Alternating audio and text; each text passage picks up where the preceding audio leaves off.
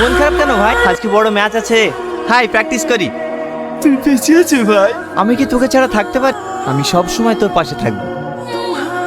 তুমি তো নেই। কি হলো? আবার কাঁদছিস কেন?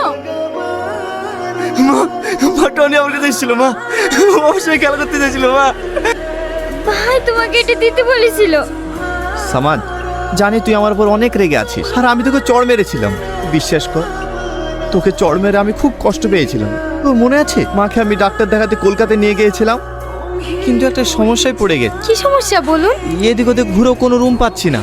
তোমার কি জানাশোনা কোনো রুম আছে?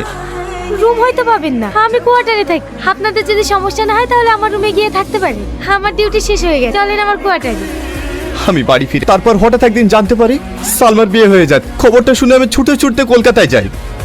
সালমা, তুমি এটা করতে পারো না। আমি